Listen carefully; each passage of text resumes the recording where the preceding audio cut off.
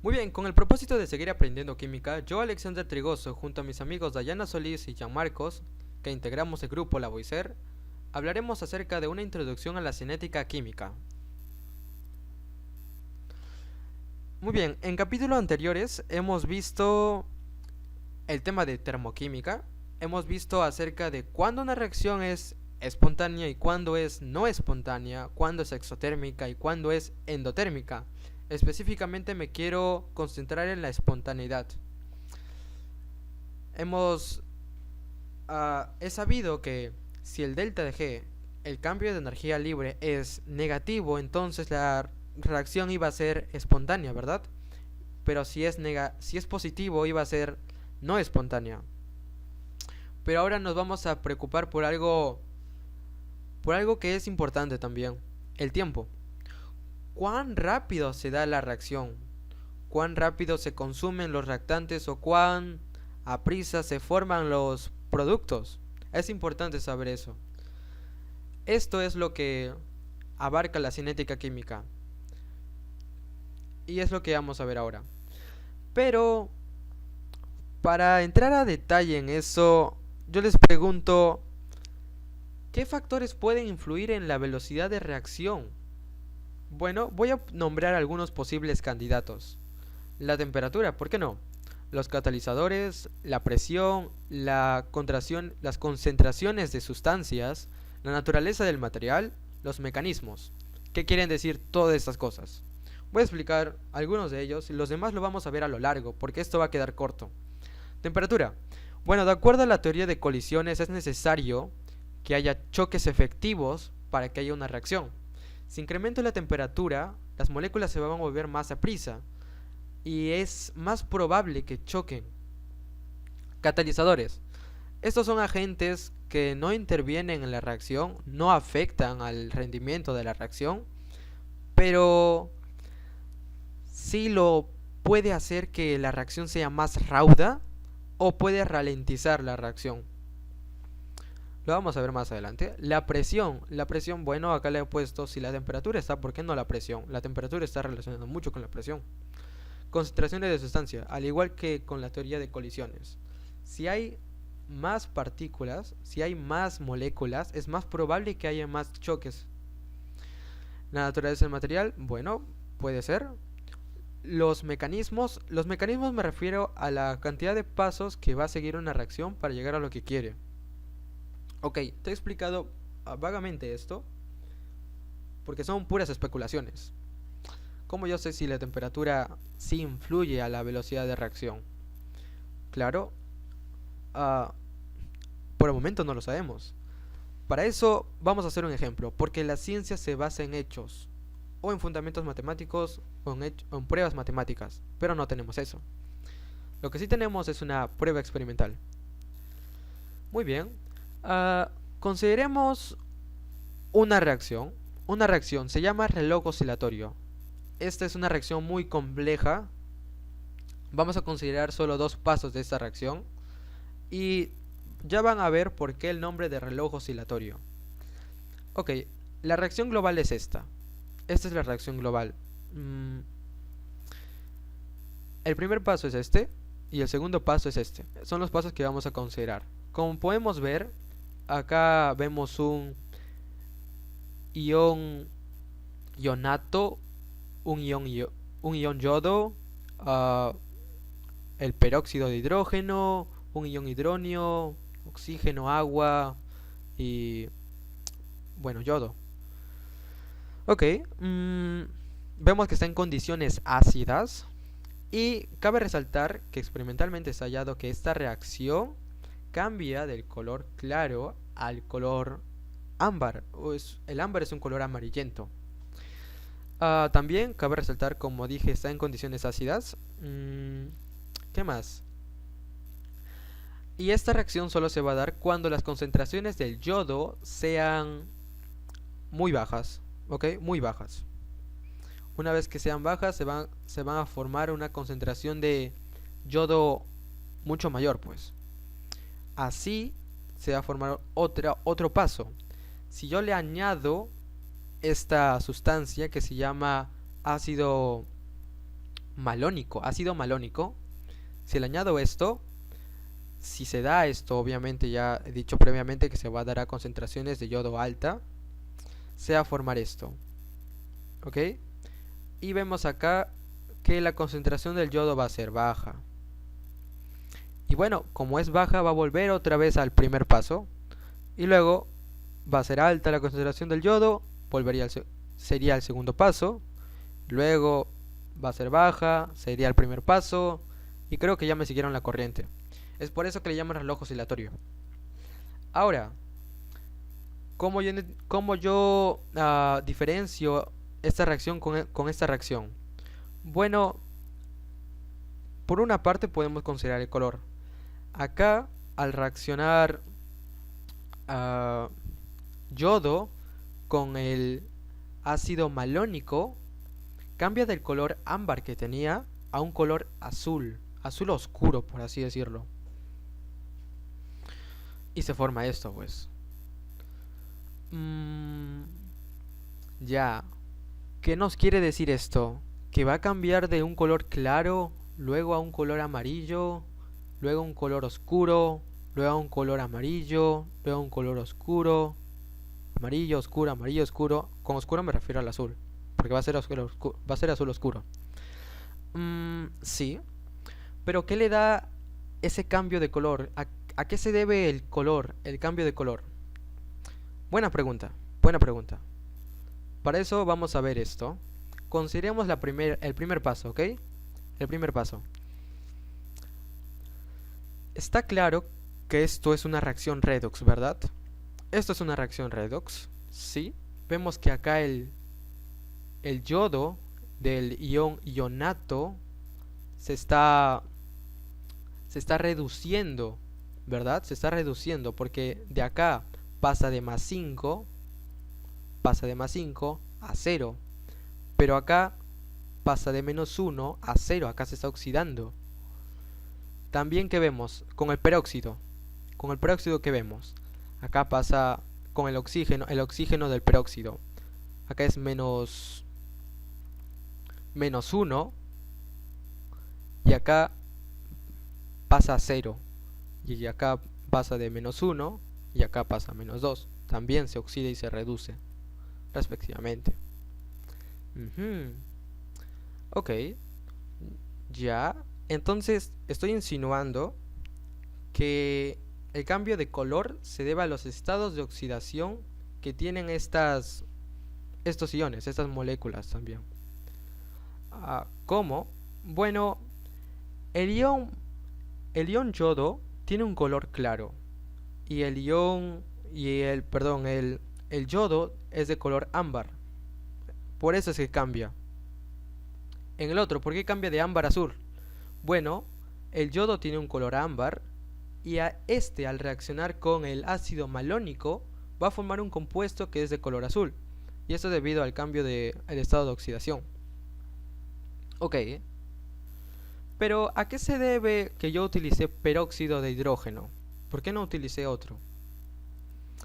Buena pregunta. Bueno, si nos basamos en conceptos de electroquímica, que aún no hemos visto, vemos que el potencial de reducción estándar del peróxido de hidrógeno es muy grande. Es muy grande. Esto quiere decir que es un buen agente oxidante y por lo tanto hace que la reducción sea espontánea. Esto ayuda mucho, pues va a ser espontánea. Muy bien, ahora que sabemos esto, vamos a ver algo más interesante. Vamos a ver cómo se da esto experimentalmente. Yo quiero verlo, ¿ok?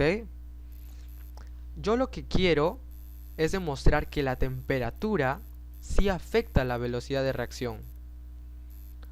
Para eso voy a considerar dos casos. Un caso en el cual la temperatura, bueno, es la temperatura estándar, ¿ok? Y otro caso en el cual voy a introducir un trozo de hielo. Esto va a hacer que la temperatura disminuya para la reacción. Ahora, voy a plantear una hipótesis, ¿ok? Si la temperatura disminuye, va a hacer que las moléculas se van a mover, se van a ralentizar, van a ser más lentas, por así decirlo. Esto va a hacer que haya menos probabilidad de choques y por ende la reacción se tiene que ralentizar, va a ser más lenta. Esa es mi hipótesis. Vamos a ver si es correcta o no. En el primer caso, voy a reproducir el vídeo. Muy bien, acá vemos cómo están haciendo el experimento. Ok, le voy a dar pausa. Acá ya han hecho el paso A. Ok, el primer paso ya lo han hecho. Y bueno, sigamos viendo. A continuación van a echar el ácido malónico y vamos a ver exactamente cómo se ha transformado a color azul. Debería transformarse a color ámbar ahora. Vemos que se está aclarando y ya, amarillo, ámbar. Y luego se ha oscurecido otra vez. Hemos visto cómo lo hace muy rápido y así va a seguir. Impresionante, ¿verdad? Muy impresionante. Ahora conseguiremos con un trozo de hielo. A ver, muy bien. Ya. Sé que no se puede ver muy bien, por eso puse el link para que lo vean. Pero acá en el fondo hay un trozo de hielo que han introducido. Están introduciendo los compuestos para hacer el paso A. Ya está el paso A. Creo que ya han puesto el paso B. Sí, ya han puesto el paso B. Está el color amarillo, y se está oscureciendo y ya se oscureció. Ahora debería cambiar al color amarillo, ¿verdad? Se está demorando mucho y se va a seguir demorando. Vemos que sigue ahí de ese color. Y bueno, eso es todo. Hemos visto cómo sí afecta la temperatura a la velocidad de reacción. Bueno, ahora voy a dar paso a mi compañera Dayana Solís para que le siga hablando más acerca de este tema.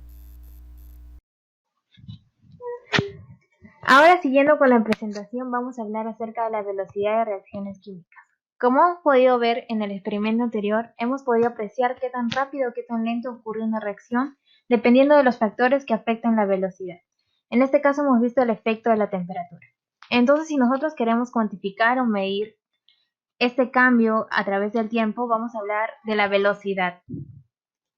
Vamos a tener dos tipos de velocidades, la velocidad promedio de reacción y la velocidad instantánea.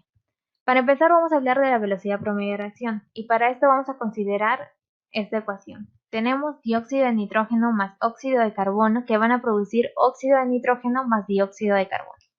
Para medir la velocidad de reacción se piensa en medir la disminución o desaparición de los reactivos o el aumento de concentración de cualquiera de los productos. En este caso vamos a considerar lo que es más manejable, lo que es más sencillo de medir, que es el óxido de nitrógeno. Entonces vamos a tener la gráfica de concentración versus tiempo. Y como podemos observar, al inicio de la reacción no hay óxido de nitrógeno, pero a través del tiempo se va produciendo hasta llegar a estabilizarse. Vamos a calcular la velocidad promedio como la variación de concentración sobre la variación del tiempo, que también va a ser igual a un delta de la concentración de óxido de nitrógeno sobre un delta de T.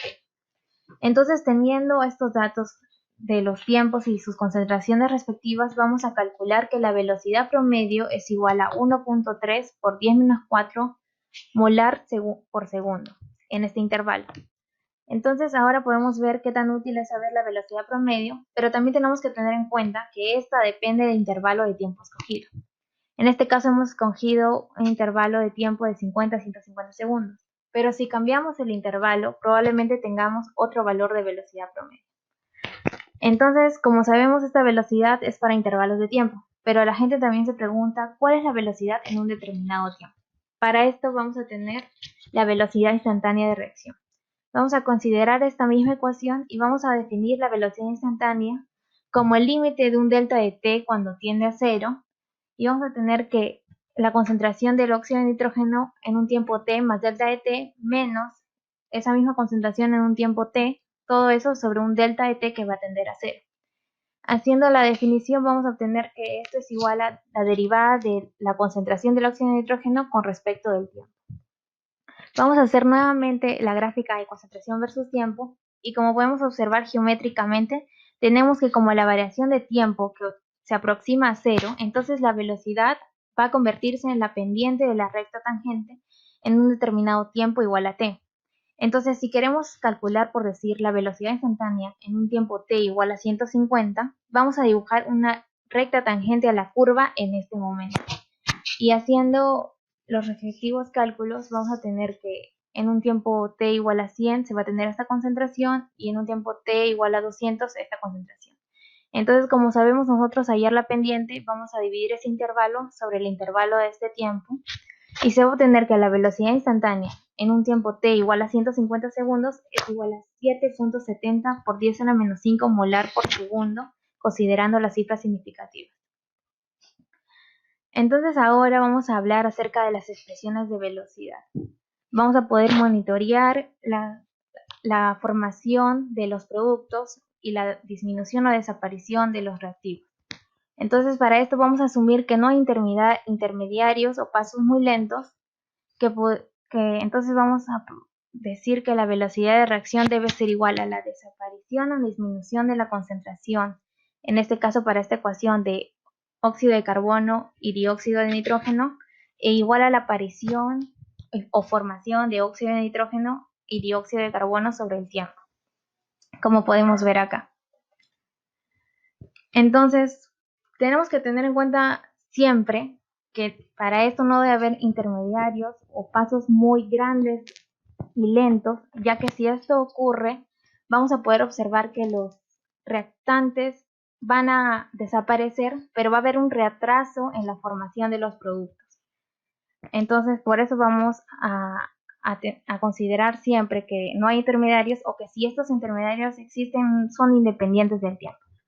Entonces, ahora para generalizar todo esto, vamos a tener una ecuación genérica en donde podemos ver los reactivos A más B van a producir C más D. Entonces, para hallar la velocidad, siempre vamos a tener en cuenta la estequiometría de esta reacción. En este caso, como los reactivos van a desaparecer o disminuir, se va a obtener que la velocidad es igual a menos 1 sobre A, delta de A sobre delta de T, que va a ser igual también a menos 1 sobre B, delta de B sobre delta de T, igual a la formación de los productos, que va a ser 1 sobre C por delta de C sobre delta de T, igual a 1 sobre D por delta de D sobre delta de T. Entonces ahora ejemplificando para esta ecuación, vamos a hallar que la velocidad es menos 1 medio de delta de HI sobre delta de T igual a delta de H2 sobre delta de T igual a delta de I2 sobre delta de T. Entonces estos serían las expresiones de velocidad. Si a ti te piden hallar las expresiones de velocidad, vas a hallar esto. Pero si te piden hallar las leyes de velocidad, pues vas a tener que hallar lo que mi compañero va a explicar ahora. Entonces le cedo la palabra a mi compañero Gianmarcos Evangelista. Bien, tenemos ahora leyes de las velocidades. La ley de la velocidad es la relación entre la velocidad y la concentración, que están relacionados por una constante de proporcionalidad, K llamado constante de velocidad. Para esta reacción tenemos su velocidad vendría siendo K por la concentración de A elevado a la M por la concentración de B a la N. M y N son el orden de reacción de A y B, respectivamente. K es la constante de velocidad. Verdades sobre las leyes de velocidades. Primero, la ley de las velocidades es el resultado de una observación experimental. No puedes o no se puede o no puedes negar la estequiometría de la reacción y predecir la ley de la velocidad. Segundo, la ley de velocidad no se limita a los reactivos. Pueden tener términos de producto, es decir, velocidad es igual a K por la concentración de A a la M, por la concentración de B a la N y por la concentración de C a la C. Tercero, para velocidad donde sea igual a K por la concentración de A a la M por la concentración de B a la N, M es el orden de la reacción en A y N es el orden de la reacción en B. M y N pueden ser números enteros positivos, negativos o fracciones. Veamos el caso para M igual a 1. tendríamos uno de primer orden y su velocidad sería doble. Cuando m es igual a 2, tendríamos uno de segundo orden y su velocidad sería cuádruple. Para m es igual a menos 1, tendríamos una de velocidad media. Para m igual a menos 1 medio, tendríamos una de velocidad 0,7 aproximadamente. Cuando m sea igual a 0, tendríamos uno de orden 0 y en este caso no habría efecto sobre la velocidad. Cuarto, el orden de reacción general es la suma de los exponentes en las leyes de la velocidad. Para velocidad donde sea k igual a la concentración de A a la 2 por la concentración de B a la 1, el orden de reacción general es de tercer orden, segundo orden en A y primer orden en B. Quinto, las unidades de K varían.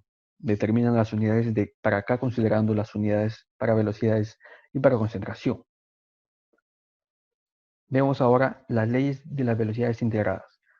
Para medir las velocidades iniciales pueden ser difíciles porque implica determinar pequeños cambios en las concentraciones que ocurren en cortos, pequeños intervalos de tiempo. Una alternativa es utilizar la ley de velocidad integrada. ¿Esto qué expresa? Expresa concentraciones directamente como una función de tiempo. Vemos un ejemplo de primer orden. Vemos y calculamos. Decimos la velocidad es igual a la derivada de la concentración de A respecto al tiempo, igual a la constante de velocidad por la concentración de A. Esto lo hallamos en términos de concentración y tiempo separados. Hallamos 1 sobre la concentración de A por la derivada de la concentración de A igual a la menos la constante de velocidad por la concentración de A. Integramos en ambos factores, tenemos para un tiempo t tendríamos la concentración de A en el tiempo t. Y cuando el tiempo es igual a 0, pues tendríamos la concentración en el inicio. Hallamos las integraciones en ambos casos, tendremos el logaritmo neperiano de la concentración de A en el tiempo t menos el logaritmo neperiano de la concentración de A en el inicio. Eso vendría siendo igual a menos la constante de velocidad por el tiempo t. Por propiedad del logaritmo tenemos el logaritmo neperiano de A en el logaritmo neperiano de la concentración de A en el tiempo t sobre la concentración de A en el inicio vendría siendo igual a menos la constante de velocidad por el tiempo. Hallemos las exponenciales en ambos casos y tenemos la concentración de A en el tiempo t es igual a la concentración en el inicio por e elevado a la menos la constante de velocidad por el tiempo. Eso es lo que hemos hallado en el último, sería la velocidad del primer orden integrada a ley. Hallamos su gráfica respectivamente y tenemos la constante de velocidad se puede determinar a partir del experimento trazando los datos de esta manera. Primero, hallamos el intercepto, que vendría siendo el logaritmo neperiano de la concentración de A en el inicio. Y su pendiente de esta recta vendría siendo la constante de velocidad negativa. Analizamos el caso ahora para la vida media en primer orden. La vida media es el tiempo que tarda la concentración original en reducirse a la mitad. Entonces, vemos del anterior, logaritmo neperiano de la concentración de A en el tiempo t sobre la concentración de A en el inicio vendría siendo igual a menos la constante velocidad por el tiempo. En este caso hacemos un parón y decimos, la vida media en primer orden no depende de la concentración. Entonces, tomamos para la concentración de A medios y vemos logaritmo neperiano de la concentración de A medios entre la concentración en el inicio vendría siendo igual a menos la constante de velocidad por el tiempo medio. La vida media depende de K y a su vez esta constante de velocidad K depende del material en cuestión. Seguimos, tendremos logaritmo neperiano de un medio es igual a menos la constante de tiempo medio. Para el mismo material, hacemos una interrogante y decimos, ¿se tardaría más de pasar de 1 tonelada a medio tonelada o de 1 gramo a medio gramo? ¿Cuál sería el resultado para esta pregunta? Y seguimos analizando el problema. Sacamos el logaritmo neperiano de un medio, vendría siendo a menos 0,6931 aproximadamente, igual a menos la constante velocidad por el tiempo medio. Despejamos el tiempo medio y nos quedaría 0,6931 sobre la constante de velocidad. En este último nos ha quedado como variable en la vida media depende de k. Esta velocidad constante. Y la velocidad constante k depende de la materia en cuestión. Veremos ahora en su gráfico, cuando tenemos una de primer orden, su vida media sería, perdón, cuando tenemos una de primer orden, en su tiempo medio, su vida media, su concentración sería del 0,5. Para la vida media de una de segundo orden, sería de 0,25. Y para una de tercer orden, su concentración vendría siendo una de 0,125. Y con esto vendremos a terminado la exposición. Muchas gracias por la atención.